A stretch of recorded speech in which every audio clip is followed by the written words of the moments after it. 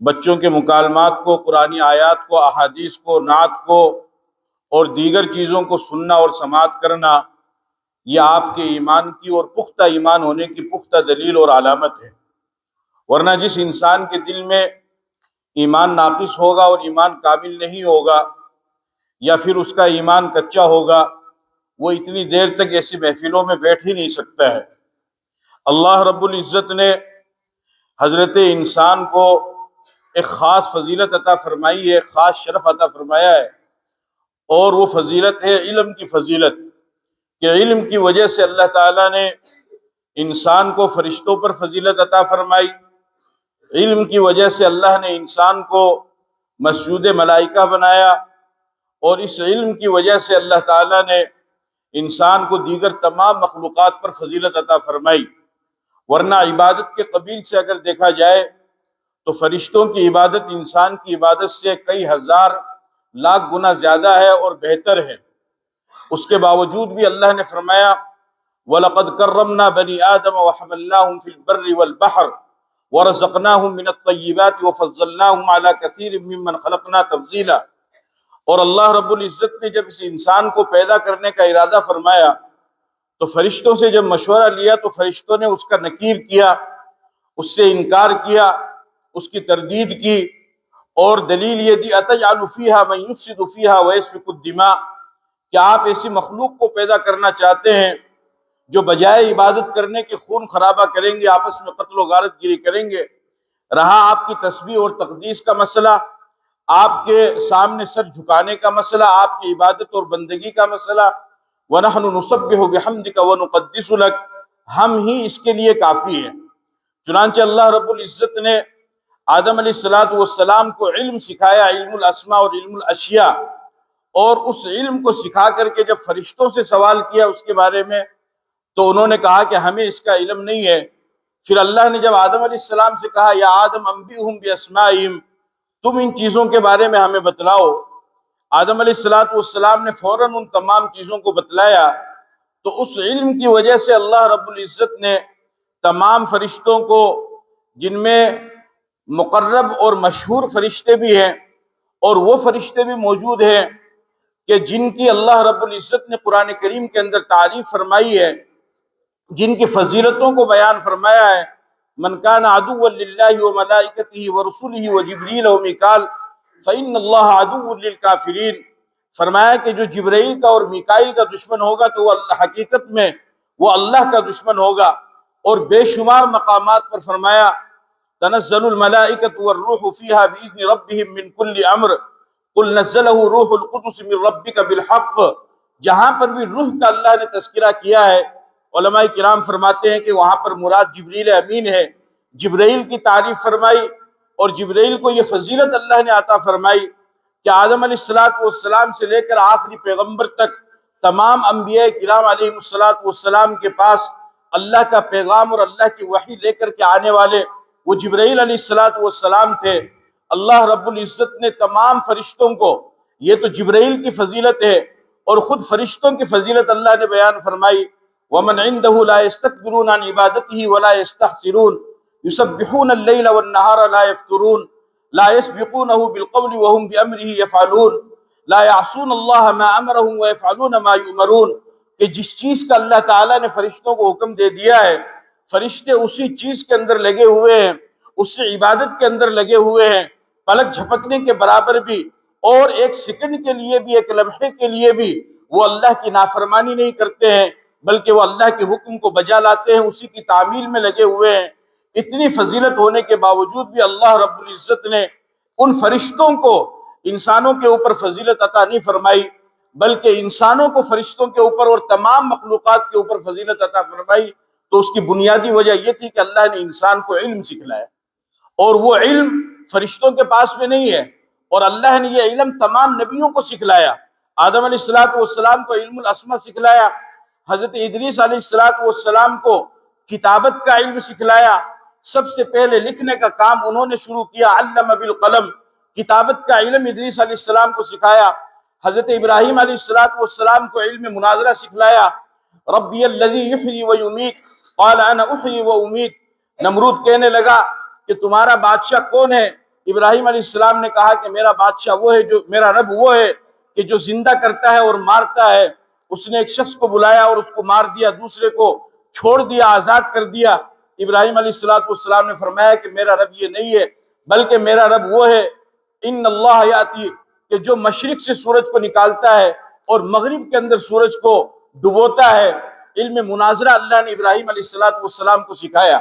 حضرت یوسف علیہ السلام کو اللہ نے علم الرؤیا سکھلایا۔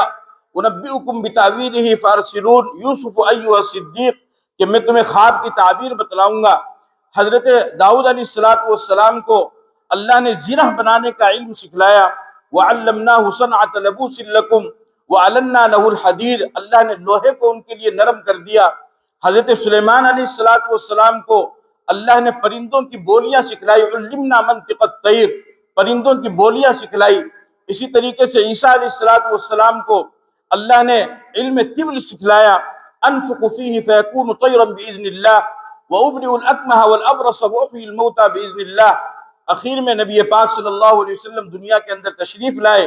اللہ تعالیٰ نے آپ کو سب سے عظیم علم عطا فرمایا۔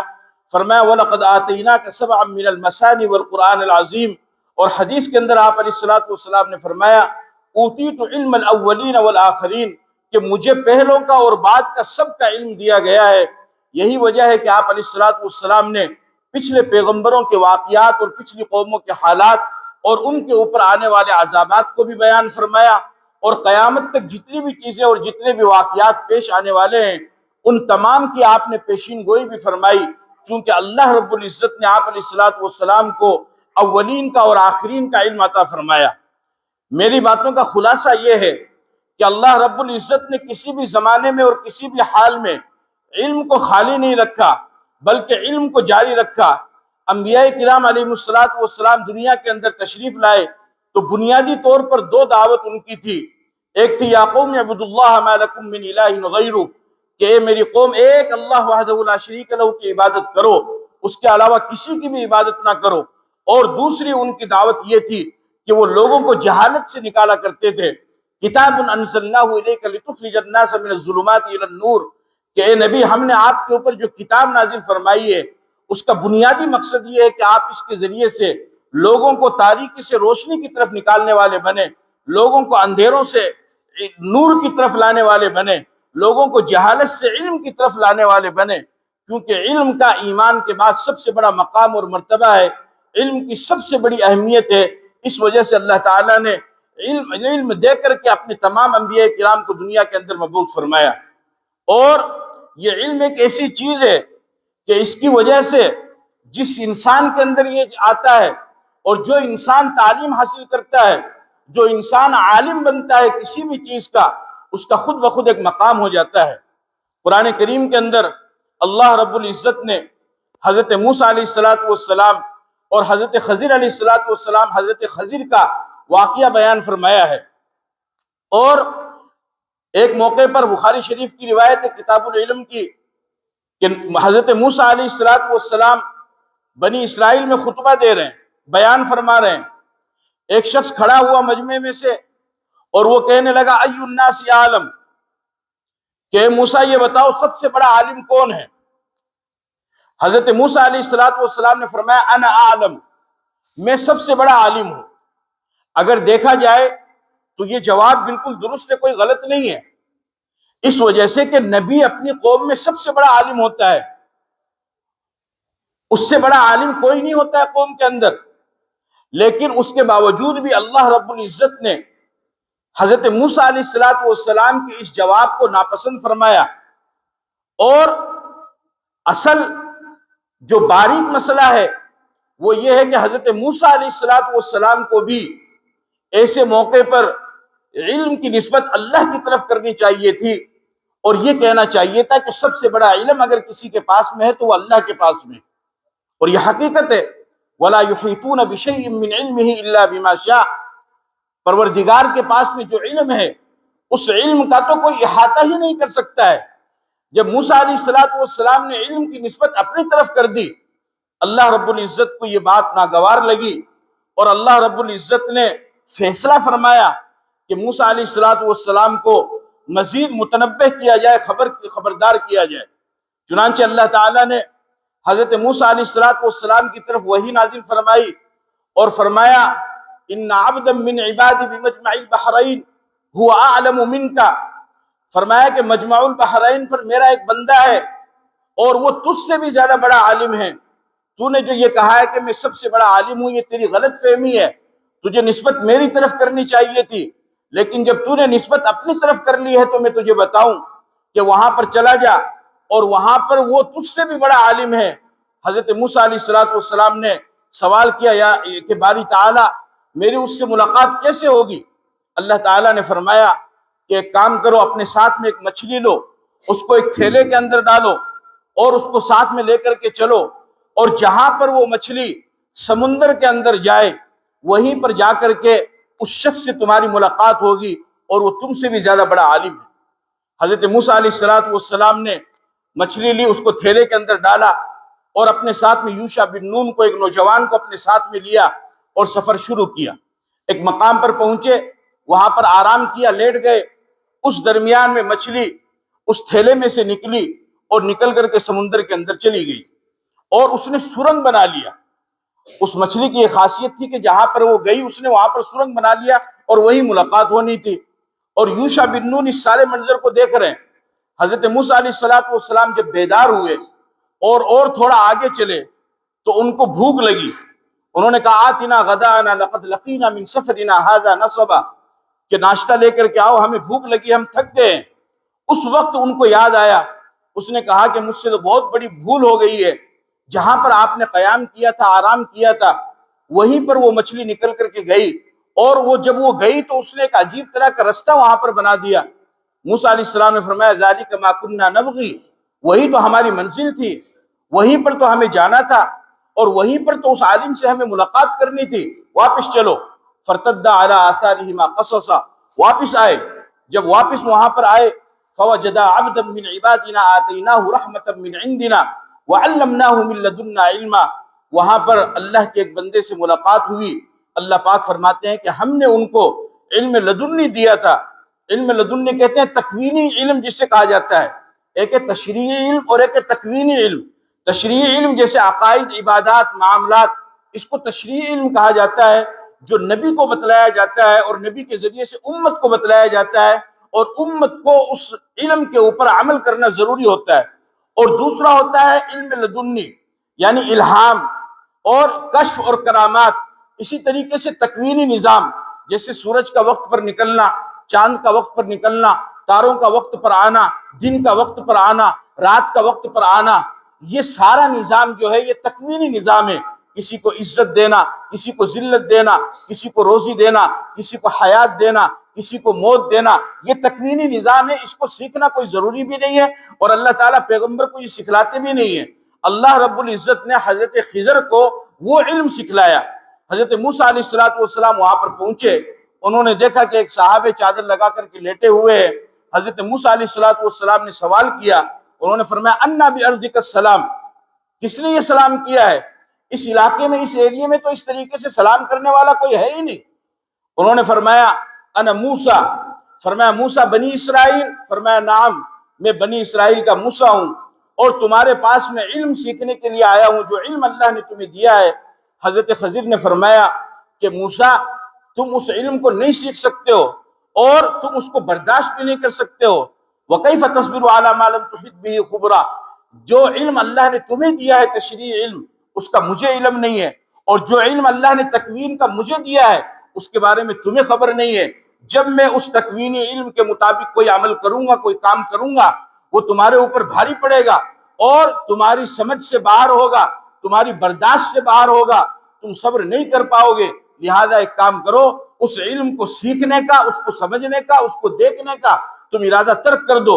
انہوں نے کہا کہ نہیں، میں یہ ارادہ لے کر کے آیا ہوں، میں یہ عزم کر کے آیا ہوں، اگر آپ مجھے اپنا شاگرد بنا لیں اور مجھے اپنا علم سکھلا دیں تو آپ کی بڑی مہربانی ہوگی۔ حضرت خضر نے فرمایا کہ ٹھیک ہے، میں آپ کو وہ علم تو سکھلا دوں گا، لیکن ایک شرط ہے کہ آپ بالکل خاموش رہیں گے، میں جو بھی کام کروں گا آپ کچھ بھی نہیں بولیں گے، یہاں تک کہ میں خود اس واقعے کو بیان کر دوں تو ٹھیک ہے، ورنہ تو آپ خاموش رہنا۔ حضرت موسیٰ علیہ السلام نے فرمایا کہ ٹھیک ہے۔ چنانچہ حضرت خضر نے حضرت موسیٰ علیہ السلام کو ساتھ لیا اور دریا کے کنارے پر گئے۔ وہاں پر کشتیبان نے کشتی کو روکا، وہ حضرت خضر کو پہچانتا تھا، اس نے ان کو سوار کیا اور اس نے کوئی کرایہ بھی نہیں لیا۔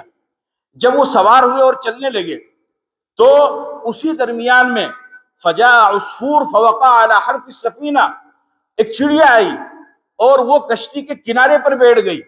فنقر نقرۃ او نقرتین فی البحر، اور پھر اس چڑیا نے اس سمندر میں سے ایک گھونٹ پانی کا یا دو گھونٹ پانی کا نکالا، قطرہ اس میں سے لیا اور اس کو پیا۔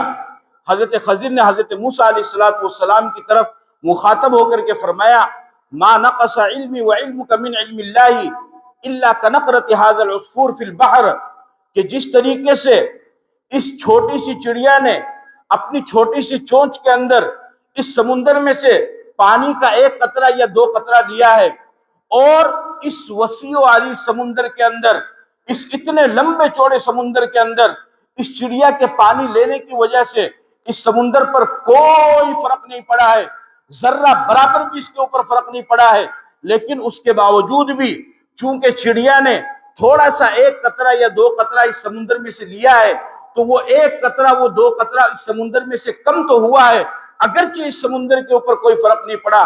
حضرت خضر نے فرمایا کہ موسیٰ، میرے پاس جو تکوینی علم ہے اور تمہارے پاس میں جو تشریعی علم ہے اور اس کے علاوہ پوری کائنات کے پاس میں جو علم ہے، اگر وہ سارا کا سارا علم ملا لیا جائے تب بھی اللہ کے علم میں اتنی بھی کمی نہیں آئے گی جتنی کمی اس چڑیا کے پانی پینے سے اس سمندر کے اندر آ گئی۔ اللہ کا علم اس سے بھی زیادہ بڑا ہے۔ اگر اللہ اپنے علم کے دروازے کو کھول دے، انما انا قاسم واللہ یعطی، اللہ تقسیم کرنے والا ہے، اگر اللہ علم کے دروازے کو کھول دے اور اللہ سب کو، ہر انسان کو اپنی مرضی کے مطابق علم دے دے، تب بھی اللہ کے علم میں کوئی کمی نہیں آئے گی۔ یہ بات کہی اور پھر اس کے بعد میں آگے سفر شروع کیا۔ آگے جب سفر شروع ہوا تو حضرت خضر نے اس کشتی کا ایک پارٹ نکالا، اس کا تختہ نکالا اور اس کو عیبدار بنا دیا۔ حضرت موسیٰ علیہ السلام سے بالکل برداشت نہیں ہوا۔ انہوں نے کہا انہوں نے ہمیں سوار کیا اور ہم سے کرایہ بھی نہیں لیا، ہم سے اجرت بھی نہیں لی، اور آپ نے یہ کیا کیا؟ اخرقتھا لتغرق اہلھا، آپ نے اس کی کشتی کو عیبدار بنا دیا اور آپ ہمیں ڈوبانا چاہتے ہیں، آپ برباد کرنا چاہتے ہیں۔ اس نے احسان کیا، آپ الٹا نقصان کر رہے ہیں۔ حضرت خضر نے فرمایا الم اقل انک لن تستطیع معی صبرا، میں نے تم سے نہیں کہا تھا کہ تم سے برداشت نہیں ہوگا، تم کو بات سمجھ میں نہیں آئے گی؟ حضرت موسیٰ علیہ السلام نے فرمایا لا تؤاخذنی بما نسیت ولا ترهقنی من امری عسرا، مجھ سے بھول ہوئی ہے، میں آئندہ نہیں کہوں گا۔ چنانچہ آگے چلے، وہاں پر حضرت خضر نے دیکھا کہ بہت سارے نوجوان لڑکے ہیں، وہ آپس میں کھیل رہے ہیں۔ حضرت خضر نے ایک بچے کو پکڑا اور اس کے سر کو پکڑ کر اس کے دھڑ سے الگ کر دیا، اس کا قتل کر دیا۔ حضرت موسیٰ علیہ السلام سے پھر برداشت نہیں ہوا، کہنے لگے اقتلت نفسا زکیۃ بغیر نفس لقد جئت شیئا نکرا، کہ آپ نے معصوم جان کو بغیر کسی جرم کے قتل کر دیا ہے۔ وہ تو اپنے نوجوان لڑکوں کے ساتھ میں، دوستوں کے ساتھ میں کھیل رہا تھا، آپ گئے، آپ نے اس کے سر کو دھڑ سے الگ کر دیا، اس کو کیوں مارا؟ حضرت خضر نے پھر فرمایا الم اقل لک انک لن تستطیع معی صبرا، میں نے تمہیں پہلے ہی کہا تھا تم سے برداشت نہیں ہوگا، تم یہ نہیں سیکھ سکتے۔ حضرت موسیٰ علیہ السلام نے فرمایا کہ چلو کوئی بات نہیں، اور اب یہ حضرت خضر نے پھر فرمایا کہ اس کے بعد اگر سوال کرو گے تو پھر اس کے بعد میں کوئی گنجائش باقی نہیں رہے گی۔ پھر آگے چلے، ایک بستی میں پہنچے، بستی والوں سے کھانا طلب کیا، بستی والوں سے کھانا مانگا، انہوں نے انکار کر دیا، فابوا ان یضیفوہما، انہوں نے انکار کر دیا، اور وہاں پر حضرت خضر نے دیکھا کہ ایک دیوار وہ گرنے والی ہے، فوجدا فیہا جدارا یرید ان ینقض فاقاما، حضرت خضر نے اس دیوار کو سیدھا کر دیا۔ حضرت موسیٰ علیہ السلام نے پھر سوال کر دیا لو شئت لاتخذت علیہ اجرا، کہ پہلی بات تو یہ ہے کہ ہم یہاں اجنبی ہیں، ہم یہاں میزبان ہیں، ان بستی والوں کا فرض تھا کہ یہ ہماری مہمانی کرتے، ہمیں کھانا کھلاتے، نہ انہوں نے ہمیں کھانے کے لیے پوچھا، نہ ہماری انہوں نے میزبانی کی، اور نہ حق ضیافت کو انہوں نے ادا کیا، اور آپ نے جو ہے جا کر کے ان کی گرتی دیوار کو سیدھا کر دیا۔ اس کی کیا ضرورت تھی؟ اس دیوار کو گرنے دیتے، اور اگر آپ نے کر ہی دیا تو جب انہوں نے ہمارے ساتھ احسان نہیں کیا، بھلائی نہیں کی اور ہمیں کھانا پانے کے لیے نہیں پوچھا، تو پھر کم از کم آپ کو تو اس دیوار کو سیدھی کرنے کی اجرت لینی چاہیے تھی، آپ نے وہ اجرت کیوں نہیں لی؟ آپ نے وہ اجرت کیوں نہیں لی؟ حضرت خضر نے فرمایا ھذا فراق بینی و بینک، کہ یہ بس آخری معاملہ تھا، مجھے معلوم ہے کہ آپ سے برداشت نہیں ہوگا، اور اب یہ میری اور آپ کی جدائی کی گھڑی کا وقت قریب آ چکا ہے، اور اب آپ مزید میرے ساتھ میں نہیں رہ سکتے ہیں۔ لیکن وہ تینوں واقعات جو پیش آئے اس کی تفصیل میں آپ کو بتا دیتا ہوں۔ سأنبئک بتأویل ما لم تستطع علیہ صبرا، حضرت خضر نے پھر اس کے بعد میں اس کی تفصیل بتلائی۔ اما السفینۃ فکانت لمساکین یعملون فی البحر فاردت ان اعیبها وکان وراءهم ملک یاخذ کل سفینۃ غصبا، فرمایا کہ میں نے کشتی کو عیبدار اس وجہ سے بنایا اور کشتی کا تختہ نکال کر کے اس وجہ سے میں نے پھینکا کہ اس کشتی کے پیچھے ایک ظالم اور جابر بادشاہ آ رہا تھا، اور وہ ظالم جس بھی نئی کشتی کو دیکھتا تھا اس نئی کشتی کو وہ غصب کر لیا کرتا تھا، اس کے اوپر قبضہ کر لیا کرتا تھا اور اس کو چھین لیا کرتا تھا۔ ان کشتی والوں نے ہمارے اوپر احسان کیا کہ بغیر کرائے کے انہوں نے ہمیں بٹھایا، تو میں نے یہ مناسب سمجھا کہ اس کشتی کو میں عیبدار بنا دوں، اس لیے میں نے اس کا تختہ نکالا تاکہ وہ ظالم آئے اور وہ دیکھے کہ یہ کشتی تو عیبدار ہے اور یہ تو پرانی ہے اور یہ تو صحیح نہیں ہے اور یہ تو نئی نہیں ہے، تو وہ اس کو لوٹنے کا ارادہ ترک کر دے گا، اس وجہ سے میں نے اس کشتی کو عیبدار بنایا۔ دوسرا، اما الغلام فکان ابواہ مؤمنین فخشینا ان یرہقہما طغیانا وکفرا، رہا لڑکے کا مسئلہ کہ آپ نے مجھ سے پوچھا کہ اس لڑکے کو آپ نے کیوں قتل کیا، اس کو اس وجہ سے قتل کیا کہ اس لڑکے کے ماں باپ وہ دونوں کے دونوں بہت ہی نیک اور دیندار قسم کے لوگ ہیں، اور مسلم شریف کی حدیث ہے، تفسیر جلالین کے اندر علامہ جلال الدین سیوطی رحمۃ اللہ علیہ فرماتے ہیں کہ طبعی طور پر اللہ نے اس بچے کو غیر ایمان والا پیدا کیا تھا، اگر وہ بچہ مزید زندہ رہتا تو ممکن تھا بلکہ یقین تھا کہ یہ دونوں نیک ماں باپ اس بچے کی محبت میں آ کر کے طغیانن و کفرا نافرمان ہوتے، سرکش ہوتے اور اپنے ایمان کو چھوڑ دیتے۔ اس وجہ سے میں نے اس کو اس واقعے کے پیش آنے سے پہلے ہی میں نے اس کو ختم کر دیا۔ اور تفسیر جلالین کے اندر علامہ جلال الدین سیوطی رحمۃ اللہ علیہ فرماتے ہیں کہ اس کے بعد اللہ رب العزت نے ان دونوں ماں باپ کو ایک بیٹی عطا فرمائی، اس سے ایک نبی نے شادی کی، اس سے نبی پیدا ہوا، اور اس کے بعد بنی اسرائیل کے اندر اس ایک بچی سے نبیوں کا ایک لمبا سلسلہ چلا، اور انبیاء کرام کی ایک بڑی تعداد اس بچی کی نسل میں پیدا ہونے والی بنی۔ تو حضرت خضر نے فرمایا کہ اس وجہ سے میں نے اس کو قتل کیا۔ اور تیسرا، بستی والوں کا جہاں تک مسئلہ ہے، وَأَمَّا الْجِدَارُ فَكَانَ لِغُلَامَيْنِ يَتِيمَيْنِ فِي الْمَدِينَةِ وَكَانَ تَحْتَهُ كَنْزٌ لَهُمَا وَكَانَ أَبُوهُمَا صَالِحًا، کہ یہ دیوار یہ دو یتیم لڑکوں کی دیوار تھی، اور اس دیوار کے نیچے خزانہ چھپا ہوا تھا، اور یہ لڑکے چونکہ ابھی چھوٹے تھے تو میں نے یہ ارادہ کیا کہ میں اس دیوار کو سیدھا کر دوں تاکہ کل کے دن جب یہ بچے بڑے ہو جائے، فَأَرَادَ رَبُّكَ أَن يَبْلُغَ أَشُدَّهُمَا وَيَسْتَخْرِجَا كَنزَهُمَا، جب یہ بچے نوجوان ہو جائے اور طاقتور ہو جائے تو یہ اپنے اس خزانے کو اس میں سے نکال لے۔ ذَلِكَ تَأْوِيلُ مَا لَمْ تَسْطِع عَلَيْهِ صَبْرًا، حضرت خضر نے فرمایا کہ یہ ان واقعات کی تفصیل ہے جو میں نے آپ کو بتلائی ہے۔ اب یہاں پر آپ کو سمجھنے کی بات یہ ہے کہ اس بات پر تو تمام امت مسلمہ کا متفقہ عقیدہ اور فیصلہ ہے، بلکہ ثابت ہے کہ حضرت موسیٰ علیہ السلام اللہ کے نبی ہیں، اور چھوٹے موٹے نبی نہیں ہیں، بڑے نبی ہیں، صاحب کتاب ہیں، اور اللہ نے ان کو زبور عطا فرمائی ہے۔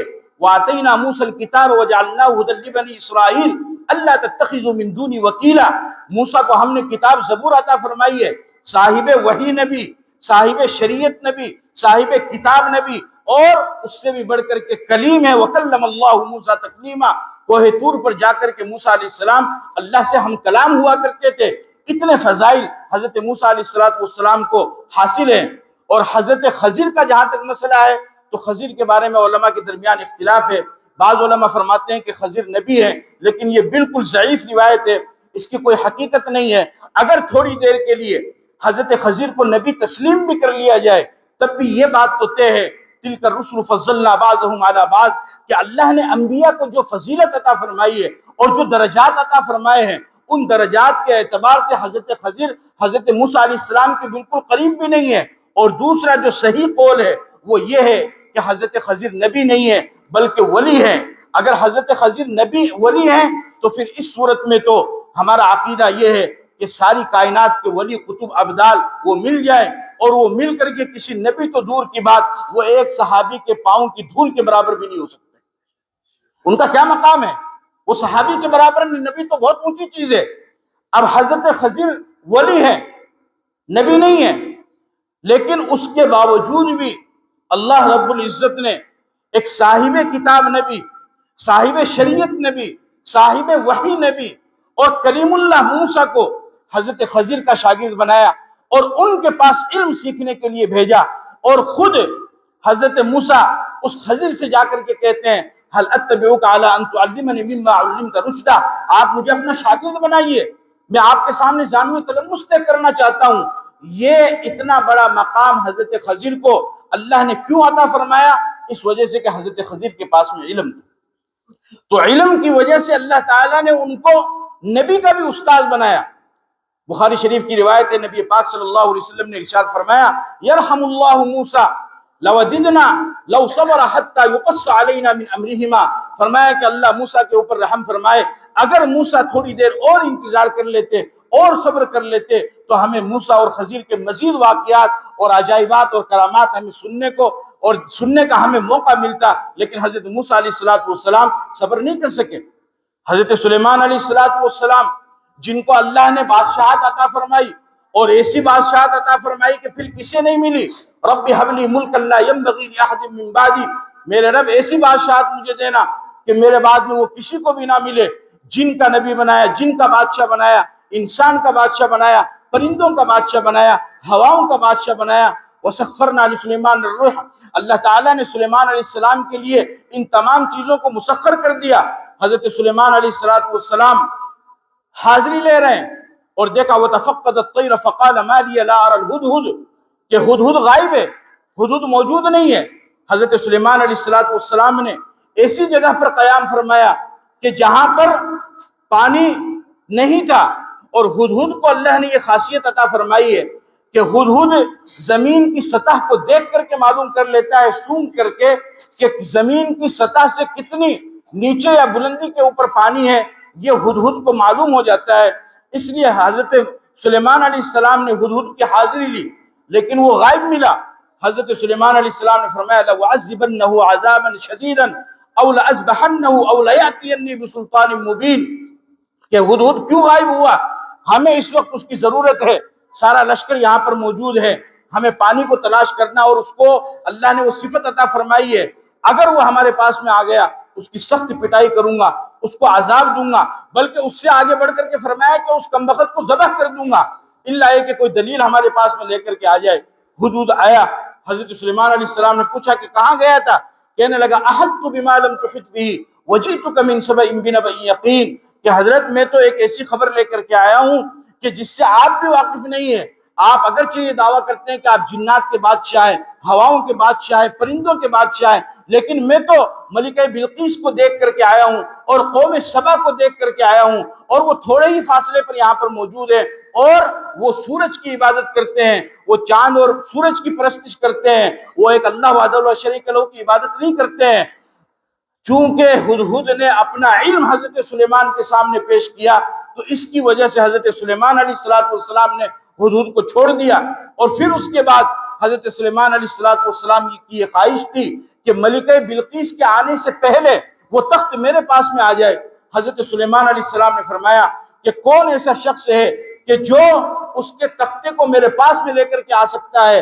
وہ ملکہ بلقیس کے یہاں پر آنے سے پہلے ایک شخص کھڑا ہوا، قال عفریت من الجن انا آتیک به قبل ان یقوم من مقامک، کہنے لگا کہ آپ کے یہاں اٹھنے سے پہلے میں اس تخت کو یہاں پر حاضر کر دوں گا۔ اس جنات نے کہا، آپ نے فرمایا کہ نہیں، یہ تو بہت دیری ہو جائے گی، مجھے تو اس سے بھی پہلے ملکہ بلقیس کا تخت یہاں پر چاہیے۔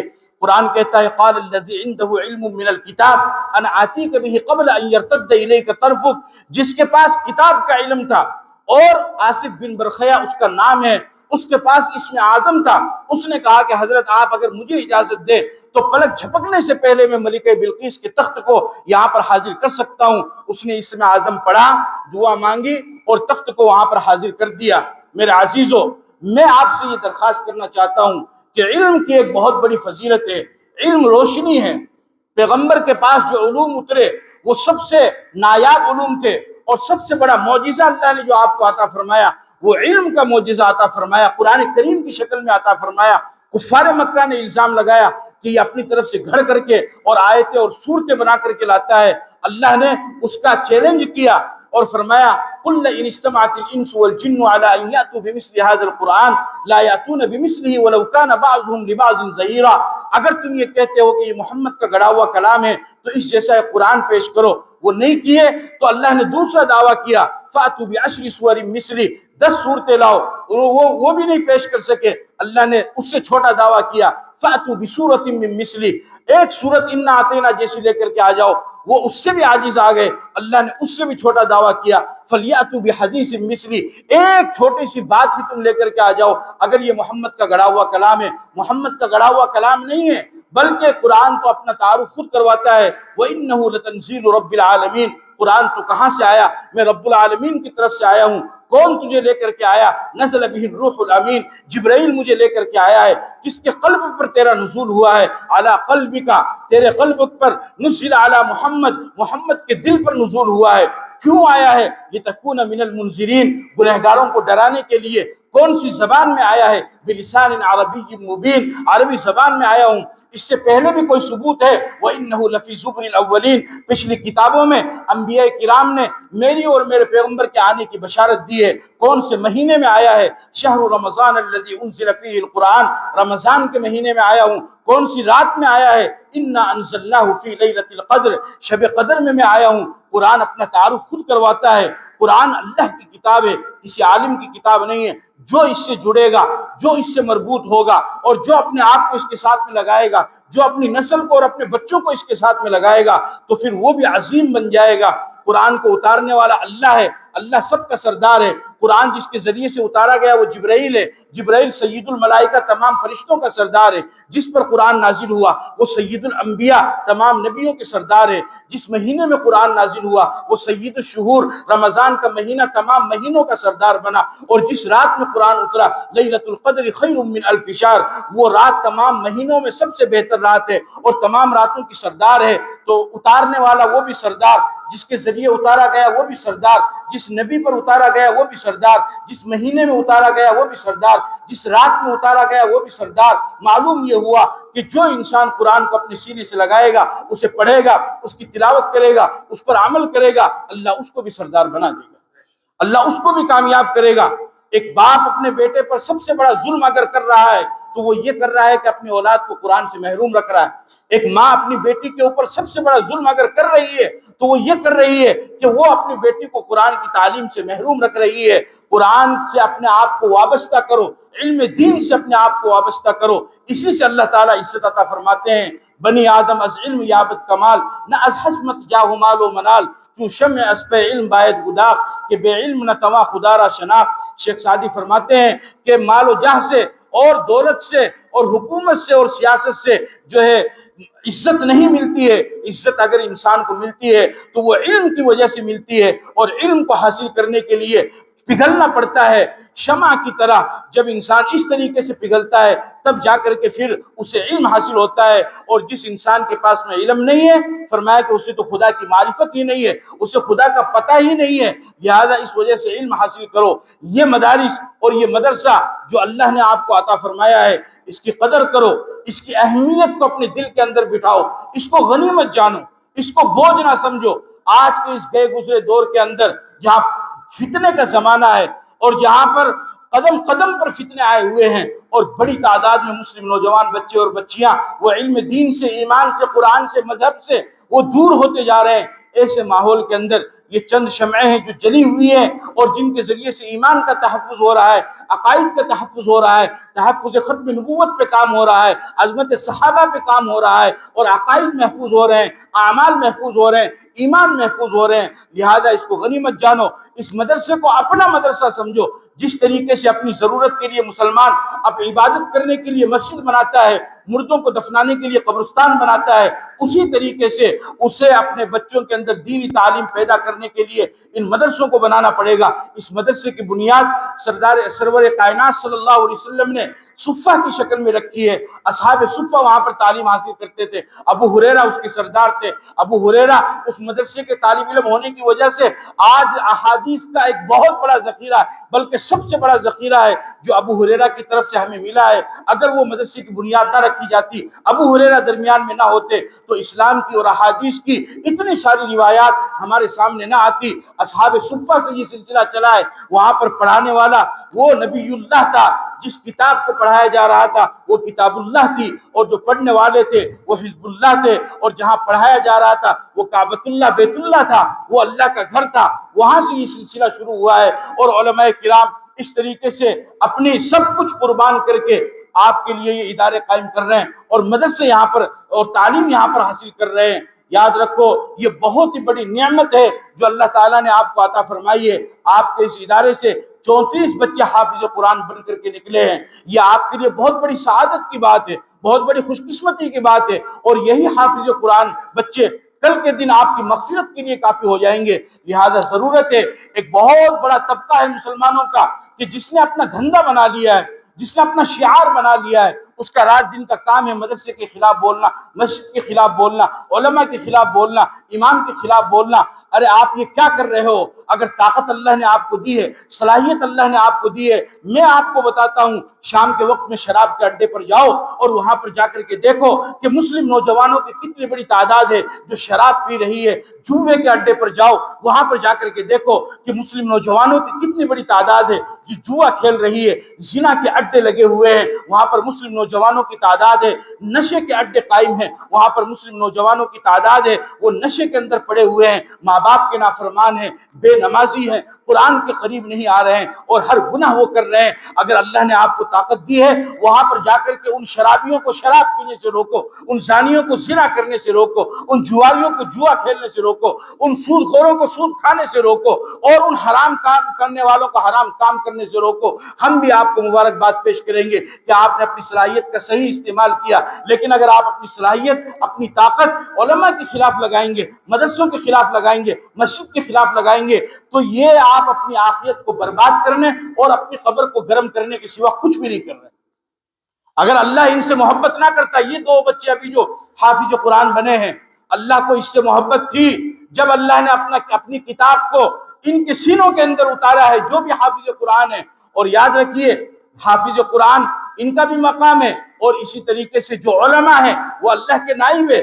کیوں؟ اللہ نے فرمایا خلق الانسان علمہ البیان، کہ اللہ نے انسان کو پیدا کیا، اس کو بیان سکھلایا۔ تو اصل عالم سکھلانے والا اللہ ہے، اور جب یہ علماء علم کو سکھلاتے ہیں تو یہ بھی اللہ کے نائب ہوئے۔ جس انسان سے اللہ ناراض ہوتا ہے اس کو علماء کی برائی کے اندر لگاتا ہے، اس کو علماء کی خامیوں کے اندر لگاتا ہے۔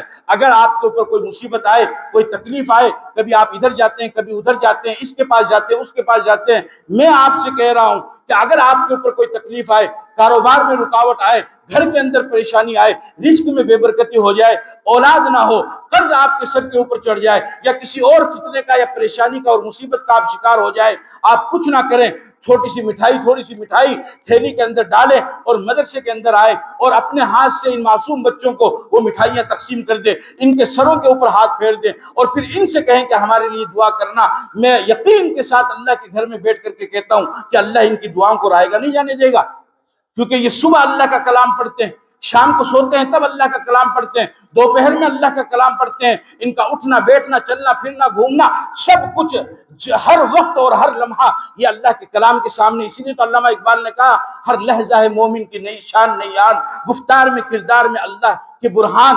اور آگے فرمایا کہ قاری نظر یہ راز کسی کو نہیں معلوم کہ قرآن قاری نظر آتا ہے، حقیقت میں ہے قرآن، کہ یہ قاری نظر آتے ہیں لیکن حقیقت میں یہ قرآن ہے، اللہ کا کلام ہے، اللہ نے ان کو چنا ہے۔ لہذا اس وجہ سے میں آپ سب سے درخواست کرتا ہوں کہ ماشاءاللہ بہت تھوڑی تعداد میں، جیسا کہ قاری صاحب نے مجھے بتلایا کہ آپ حضرات یہاں پر ہیں، لیکن تھوڑی تعداد میں ہونے کے باوجود بھی آپ نے اس ادارے کو چلا رکھا ہے، اس کے بوجھ کو آپ نے اٹھا رکھا ہے، میں آپ کو مبارکباد پیش کرتا ہوں، لیکن اس سے بھی زیادہ کرو اور کرتے ہوئے چلے جاؤ۔ اللہ نے قرآن کی حفاظت کی ذمہ داری لی ہے۔ علماء کرام فرماتے ہیں وَإِنَّا لَهُ لَحَافِظُونَ کہ جس طریقے سے اللہ نے قرآن کی حفاظت کی ذمہ داری لی ہے اور ہزار پریشانیاں اور مصیبت اور رکاوٹ آنے کے باوجود بھی قرآن کی حفاظت ہوتی رہی اور قیامت تک ہوتی رہے گی، علماء کرام فرماتے ہیں جس طریقے سے اللہ نے قرآن کی حفاظت کی ذمہ داری لی، جو قرآن کی حفاظت کرے گا اللہ اس کی بھی حفاظت کرے گا، اللہ اس کے نسلوں کی بھی حفاظت کرے گا۔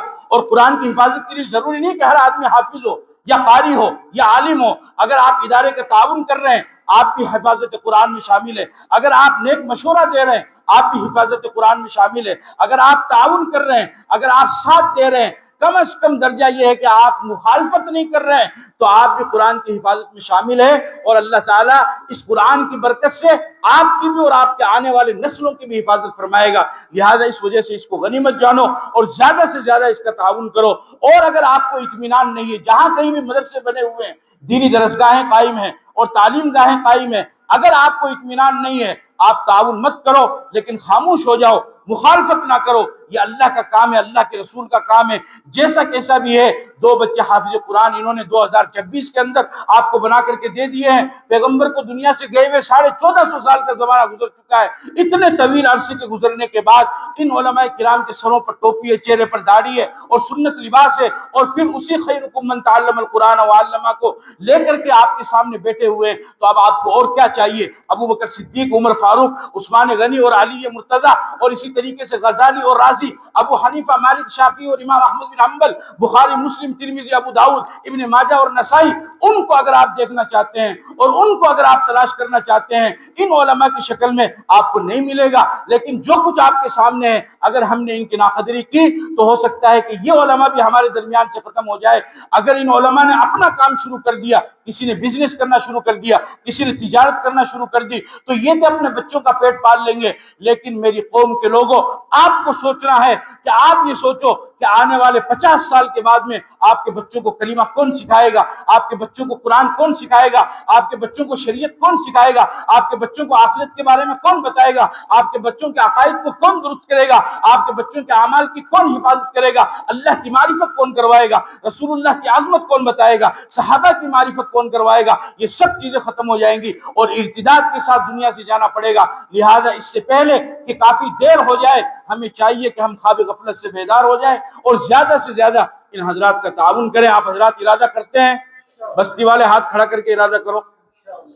اللہ تعالیٰ خوب قبول فرمائے۔ آپ حضرات کی تعداد تھوڑی ہے لیکن جتنے ہیں اس میں بھی کوئی مسئلہ نہیں۔ کم من فئۃ قلیلۃ غلبت فئۃ کثیرۃ باذن اللہ۔ کئی مرتبہ چھوٹے لوگ بھی بڑوں کو کافی ہو جاتے ہیں، لہذا لگے رہیے اخلاص کے ساتھ، جو کام ہوگا اس میں اللہ تعالیٰ برکت ڈالیں گے، اور اس میں آپ لگے رہیے۔ چونکہ میرے پاس وقت کم تھا اس لیے تھوڑی سی اسپیڈ بڑھائی، سمجھ میں تو آ گیا، اور نہیں سمجھا تب بھی کوئی بات نہیں، انشاءاللہ اللہ تعالیٰ قبول فرمائے۔